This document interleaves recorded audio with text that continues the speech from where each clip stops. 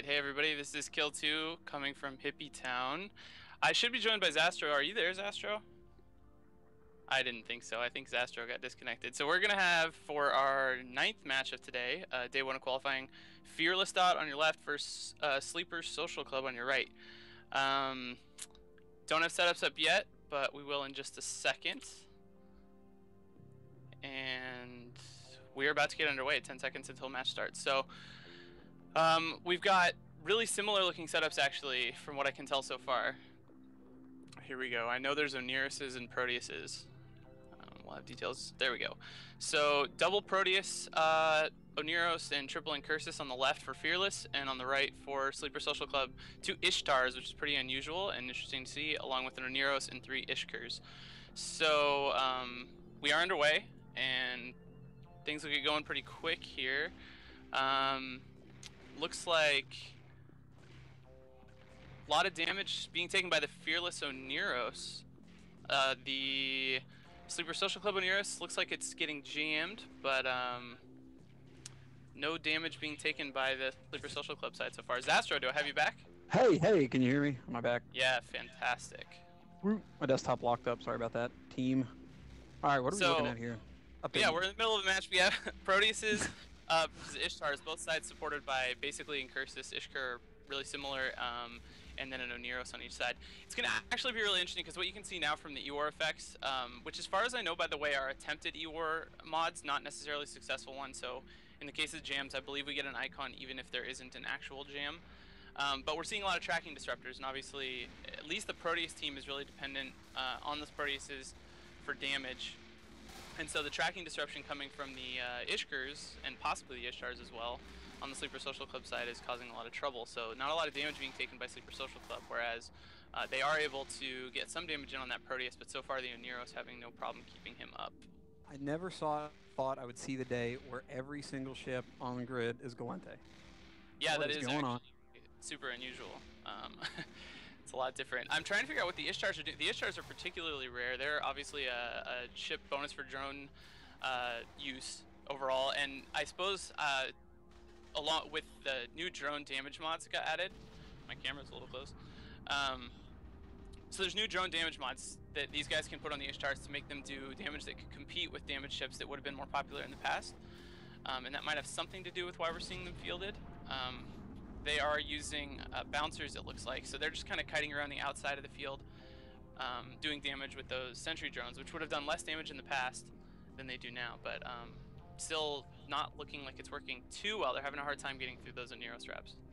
Yeah, it's interesting to see Galente kite teams, another thing that I've never seen before in past tournaments. But with the new changes to the game this year, well, we're seeing a lot of people experimenting with stuff like this. It's not really working for them, though. It's working fine. I mean, they just took out an Incursus. That's going to be a job for their Ishkers, most likely, because the Ishtars with the sentry drones are going to have a pretty hard time tracking the Incursuses unless they're really heavily tackled, which none of them seem to be. So it's probably just Ishkers fighting those. And most of the damage from the Ishtar is stacked on top of the Proteuses, but still Oniros not having too much trouble. Now the Oniros is the one taking the damage. Is it Incursuses or Incursi? Or Incursoi? So that Oniros having no problem. He's shield tanked.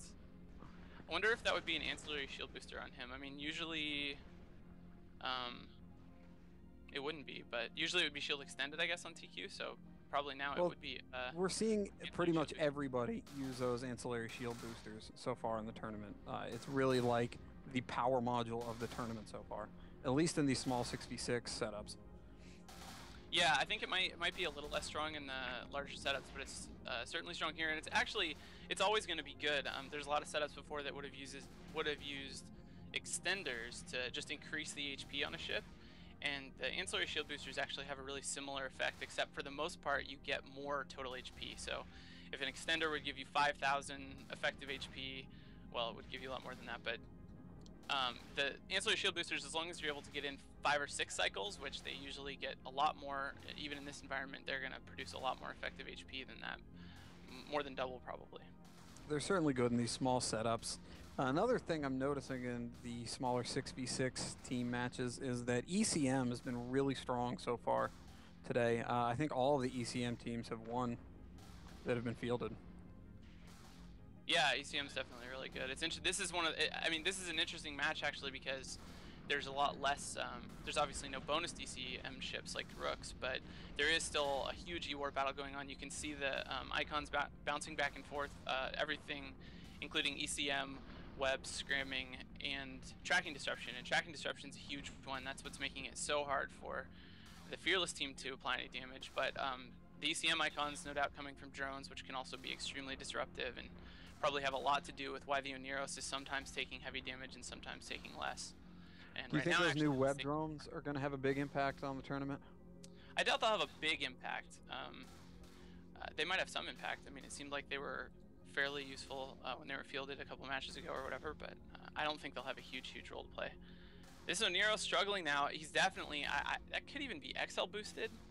Oneros, he just, like in one cycle, went from probably 20% HP up to 80% HP. Yeah, he's like repping his entire shield per cycle. Yeah. Something just died though. Oh my gosh, how did I miss that? The Sleeper Social Club Oneros just died. So I guess the Proteuses were able probably to catch up and get a tackle. I promise to have a little more reliable information about that kind of thing in the future, but my client is a disaster right now, so I'm mostly operating off of what you guys are. Yeah, I'm still trying to catch up after my computer crashed a minute ago. So I'm just watching the stream. Works for me. Yeah, I mean, it's obviously there's tons of information here. Now a lot of damage getting spread across all of the Sleeper Social Club Ishkers.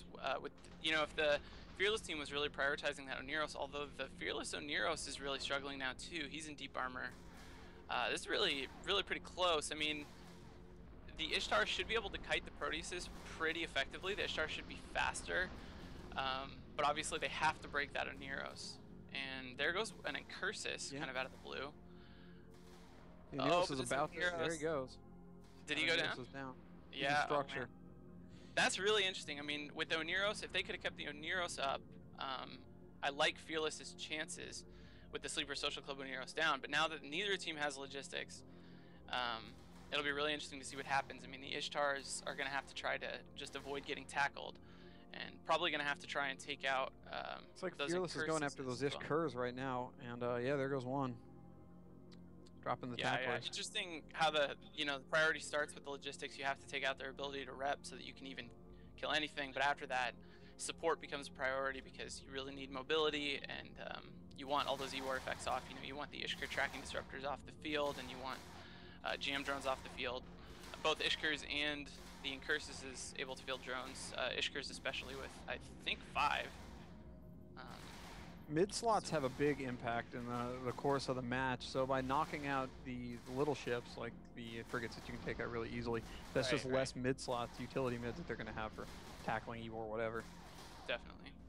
And Streaks has just notified us in local that there's 3 minutes left, so it definitely might not be a complete wipe of the field for whichever team is able to win.